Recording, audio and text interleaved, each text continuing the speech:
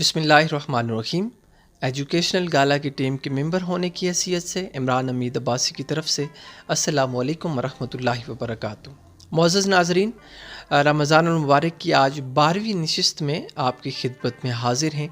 आज का जो हमारा टॉपिक है वो है रमज़ानुल मुबारक और तरबियत औलाद।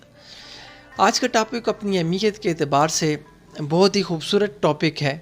मौजूदा हालात में अगर देखा जाए तो जिस अंदाज से हमें अपनी औलादों की तरबियत करनी चाहिए थी उसमें बड़ी नुमायाँ हमें कमियां नज़र आ रही हैं।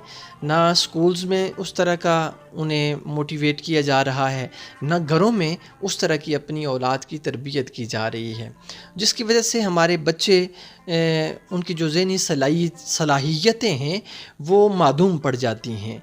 अगर उनके अंदर टैलेंट है भी तो हमारी उनको अप्रिशिएट न करने की वजह से वो बेहिसी का शिकार हो जाते हैं और वो मतलब इस चीज़ को महसूस करते हैं कि उनके जो टैलेंट को कोई अप्रिशिएट नहीं कर रहा, उनकी हौसला अफजाई माशरे में नहीं हो रही। इस वजह से जो उनके अंदर काबिलियत होती है वो भी खो देते हैं। आपने देखा होगा, आप अगर इस्लाम को स्टडी करें, सैयदतुन्निसा सैयदा फ़ातिमतुज़ ज़हरा की ज़िंदगी को स्टडी करें तो रमज़ानुल मुबारक में जब वो रोज़ा रखती थी तो जब अफ्तारी का टाइम होता था उनके घर में अक्सर ये होता था कि जो ही अफ्तारी का टाइम होता मांगने वाला दरवाज़े पे सदा लगा देता तो वो अपने हिस्से की भी रोटी उस फ़कीर को दे देती। हज़रत मौला अली भी अपने हिस्से की रोटी फ़कीर को दे देती। इमाम में हसन और हुसैन दो नन्हे बच्चे थे, नाबालिग बच्चे थे, उन पे रोज़े भी फ़र्ज़ नहीं थे लेकिन फिर भी माँ और बाप के साथ रोज़ा भी रखते थे।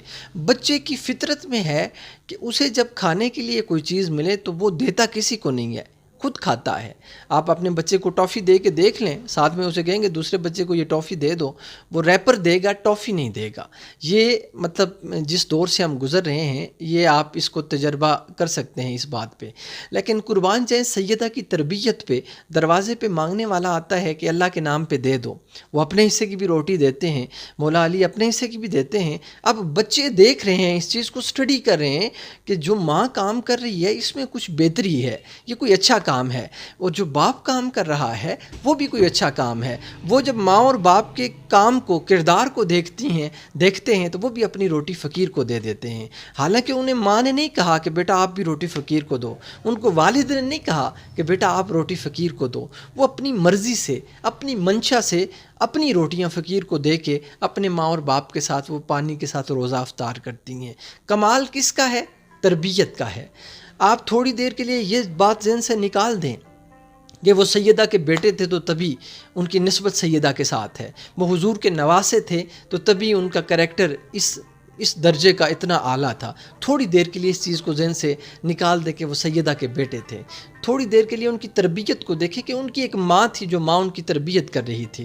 वो कमाल सारा माँ की तरबियत का था, बाप की तरबियत का था, बाप की शफ़क़त का था। आज क्या होता है, हमारे घर में हमने अगर किसी के पैसे देने हैं या किसी से ना मिलना हो तो दरवाज़े पे दस्तक होती है, बंदा पूछता है कि बेटा जाता है कि बेटा जाओ देखो कौन है, या बेटी जाती है तो वो पूछते हैं कि कौन, तो वो कहता है मैं फ़लाँ शख्स हूँ, बेटा आपके अब्बू से मिलना है, आपके मामा से मिलना है।